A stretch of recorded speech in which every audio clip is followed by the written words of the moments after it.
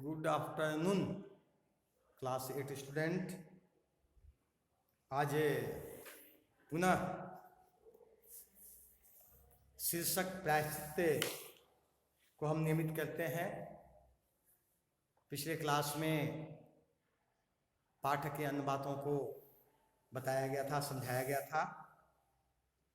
आज पुनः हम उससे आगे बढ़ने का प्रयास करते हैं। पिछले क्लास में हम लोगों ने देखा था कि मिश्रानी जो थी वह रामू की माँ को बताती है कि बिल्ली की हत्या आदमी की हत्या के बराबर है। हम रसोई नहीं बनाएंगे, घर में इस सूतक के कारण कोई काम बाहर से नहीं करेंगे। और उन लोगों ने काम छोड़ दिया था, छोड़ने की धमकी दी थी। लेकिन अब क्या होगा उससे आगे देखना है। सास जी बोली, हाँ ठीक तो कहती हो, अब जब तक बहू के सिर से हत्या न उतर जाए तब तक कोई पानी पी सकता है, न खाना खा सकता है। बहू यह क्या कर डाला। निश्चित रूप से सूतक में बाहरी लोग भोजन पानी नहीं लेते देते, हमारी सामाजिक ऐसी व्यवस्था है। और बहू के द्वारा किए गए इस कुकृत्य से रामू की बहू दुखित भी है, रामू की माँ दुखित भी है, क्योंकि वह पूछती है कि यह तुमने क्या कर डाला। महरी ने कहा, फिर क्या हो, कहो तो पंडित जी को बुला लाऊं। महरी जो है से कहती, क्या किया जाए, पंडित जी को बुला लाएं। सास की जान में जान आई। अरे हाँ, जल्दी दौड़कर पंडित जी को बुला ला, जाओ पंडित जी को बुला लाओ। इस समस्या का कुछ समाधान होना चाहिए। बिल्ली की हत्या की खबर बिजली की तरह पड़ोस में फैल गई। पड़ोस की औरतों का रामू के घर में तांता बन गया। चारों तरफ से प्रश्नों की बौछार होने लगी। रामू की बहू बेचारी सिर झुकाए गुमसुम बैठी रही। बिल्ली की जो हत्या थी उसकी खबर पास पड़ोस में जोर शोर से फैल गई और उसे नाना प्रकार के कैसे मरा, क्या हुआ, क्यों मारी आदि आदि प्रश्न पूछ करके उसे बेचैन कर दिए। रामू की बहू बेचारी इन प्रश्नों को सुन करके अपराधियों की भांति सिर झुका करके बिना जवाब दिए खड़ी रही और गुमसुम चुपचाप। गुमसुम का मतलब क्या हुआ, चुपचाप हो गई। पंडित प्रमसुख को जिस समय खबर मिली उस समय पूजा कर रहे थे। खबर पाते हुए उठ खड़े हुए पंडिताइन से मुस्कुराते हुए बोले, भोजन न बनाना, लाला घासी राम की पतोही ने बिल्ली मार डाली है, प्रायश्चित होगा, पकवानों पर हाथ लगेगा।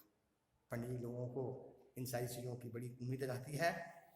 जैसी उनको खबर मिली, अपनी पंडिताइन को प्रसन्नतापूर्वक कहा कि आज भोजन बनाने का काम बंद कर दो। लाला घासीराम की जो पतोहू है, आप बिल्ली मार डाली है, उसका प्रायश्चित होगा, पकवान पर हाथ फिरेंगे और हम आनंद पूर्वक इसे भोजन करेंगे।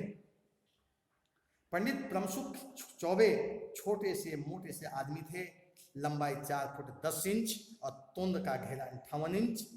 चेहरा गोल मटोल, मूछ बड़ी बड़ी, रंग गोरा, चोटी कमर तक पहुंची हुई। इनका स्वाभाविक जो शारीरिक बनावट थी, लेखक उसकी संदर्भ की चर्चा करते हुए बताना चाहता है कि पंडित जी प्रसाद के रूप में ग्रहण किए भोजन से शारीरिक बनावट से कितने तंदुरुस्त और हिष्ट पुष्ट हो जाते हैं। वे छोटे से आदमी थे, 4 फुट 10 इंच उनका कद था, ऊंचाई थी। तोंद पेट का जो घेरा था 58 इंच का था। खाने पीने के कारण चेहरा इनका गोल मटोल हो गया था। मूछें बड़ी बड़ी थी, घी दूध दही खाते थे, रंग एकदम गोरा था नहीं, और इनकी चोटी जो पीछे होता है नहीं, कमर तक पहुंची हुई थी नहीं, बाल। इसके बाद कहा जाता है कि मथुरा में जब पंसेरी खुराक वाले पंडितों को ढूंढा जाता था तो पंडित प्रमसुख जी को उसे सूची में प्रथम स्थान दिया जाता था।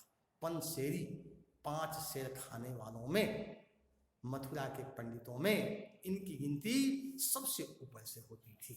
अर्थात एक वक्त में ये पंडित जी 5 शेर का बना हुआ अनाज का खाना चट कर जाते थे, खा जाते थे। तो पंडित प्रमसुख जी पहुंचे और कोरम पूरा हुआ। पंचायत बैठी। सास जी, मिश्रानी, कृष्णु की माँ, छिन्नू की दादी, पंडित प्रमसुख, बाकी स्त्रियां बहुत से सहानुभूति प्रकट कर रही थी। पंडित जी आ गए। अब पंचायत में जो लोग थे उपस्थित थे, उसमें रामू की माँ, रामू की बहू की सास मिसानी, कृष्णू की माँ, छिन्नू की दादी या अन्य भी गांव घर की जो स्त्रियां थी, वे सभी वहां पर उपस्थित थे। लोग उसे हत्या होने पर सहानुभूति प्रकट कर रहे थे, उन्हें समझा बुझा रहे थे और प्रायश्चित हो जाने पर पाप से मुक्ति का भी आश्वासन दे रहे थे। कृष्णू की मां ने कहा, पंडित जी, बिल्ली की हत्या करने से कौन सा नरक मिलता है? ये पूछना चाह रहे हैं कि भाई आखिर कौन सा नरक उन्हें मिलेगा, यह हमें बताइए। तो वे बेचारे क्या किए सो देखिए, उनकी स्थिति कैसी थी सो देखिए। पंडित ब्रह्मसुख ने पन्ने के पन्ने उल्टे, अक्षरों पर उंगलियां चलाई, माथे पर हाथ लगाया और कुछ सोचा। चेहरे पर धुंधलापन आया, माथे पर बल पड़े, नाक कुछ सिकोड़ी और स्वर गंभीर हो गया, हरे कृष्ण हरे कृष्ण। बड़ा बुरा हुआ। पंडित जी पूरा ढोंग ढकोसला के साथ ऐंठने के उपाय में पूर्ण रूप से लग गए। पन्ने पलटे, माथे पर बल दिया कि बहुत कुछ सोच समझ करके बताने का वो प्रयास कर रहे हैं। चेहरे पर धुंधलापन लाई, आंखें बंद की और नाक सिकोड़ते हुए यह बताने का प्रयास किया कि गंभीर स्वर में, हरे कृष्ण हरे कृष्ण। यह तो बहुत बुरा हुआ, इससे बड़ा पाप, इससे बड़ा नरक तो और कुछ हो ही नहीं सकता, उसने कहा। रामू की मां की आंखों में आंसू आ गए। तो फिर पंडित जी अब क्या होगा, आप ही बतलाएं। स्वाभाविक रूप से वे जिससे कार्य को करने के लिए तत्पर थे, अंततः उसी प्रकार के प्रश्न वहां पर पूछे गए। रामू की मां पंडित जी से संवाद करती हुई यह बतलाना चाहती है कि आखिर मुक्ति का उपाय क्या है, प्रायश्चित का रूप क्या है, आप बताइए। पंडित ब्रह्म सिंह मुस्कुराए, प्रसन्नचित हो गए कि अब तो भाई सब लाइनअप हो रहा है।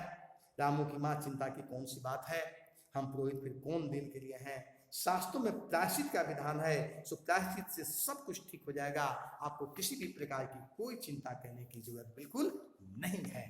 रामू की मां ने कहा, पंडित जी इसलिए तो आपको बुलवाया है, अब आगे बतलाइए कि क्या किया जाए, क्या किया जाए। यही एक सोने की बिल्ली बनवा कर बहुत से दान करवा दी जाए, जब तक बिल्ली न दे दी जाएगी तब तक तो घर अपवित्र रहेगा। बिल्ली दान देने के बाद 21 दिन का पाठ हो जाए और इसके बाद सुख शांति समृद्धि से प्रायश्चित भी हो जाएगा, आप लोग भी जीवन यापन करेंगे।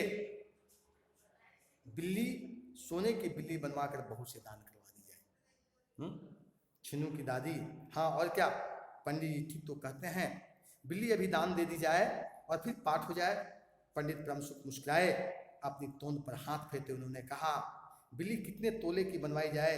अरे रामू की माँ, शास्त्रों में तो लिखा है कि बिल्ली के वजन भर सोने की बिल्ली बनवाई जाए, लेकिन अब कलयुग आ गया है, धर्म कर्म का नाश हो गया है, सदा नहीं रही। सो रामू की माँ, बिल्ली के तोल भर की बिल्ली तो क्या बनेगी, क्योंकि बिल्ली 20-21 सेर से कम की क्या होगी। हाँ, कम से कम 21 तोले की बिल्ली तो बनवा कर दान करवा दो और आगे तो अपनी अपनी श्रद्धा। स्वाभाविक रूप से जो पंचायत थी, उस पंचायत में निर्णय हो रहे थे। पंडित ब्रह्मसुख जो वेद पुराण के आधार पर विधि विधान है उसको उल्लेख कर रहे थे। पंडित ब्रह्मसुख को आज मुस्कुराने का मौका मिला था। अपनी तोंद पर हाथ फेरते हुए उन्होंने कहा कि भाई जितनी की बिल्ली है उतनी की बिल्ली बनवा करके दान करने से तुरंत लोग पाप मुक्त हो जाता है, लेकिन आज तो कलयुग है, धर्म कर्म का नष्ट होना बिल्कुल स्वाभाविक सा प्रतीत होता है। लोगों के मन में धर्म के प्रति आस्था और श्रद्धा कम हो गई है, लेकिन कम से कम 21 तोले की बिल्ली बनवा करके अगर दान कर दी जाए तो निश्चित रूप से उसकी पाप की मुक्ति के द्वार सब खुल जाएंगे, नरक खत्म हो जाएगा। लेकिन इसके पश्चात भी कुछ कारण है, तो अपनी अपनी श्रद्धा के अनुसार आप इस कार्य को कर सकते हैं। अर्थात यहाँ पर एक प्रकार से एक रास्ता रखा कि कम से कम स्वाभाविक रूप से यह क्रिया क्रियान्वित करने में किसी भी प्रकार की कोई दिक्कत न हो। तो इस प्रकार से इन बातों को रेखांकित किया गया, बताया गया। आज के लिए इतना ही, फिर अगले क्लास में इस पाठ को नियमित किया जाएगा। आपको बहुत बहुत धन्यवाद।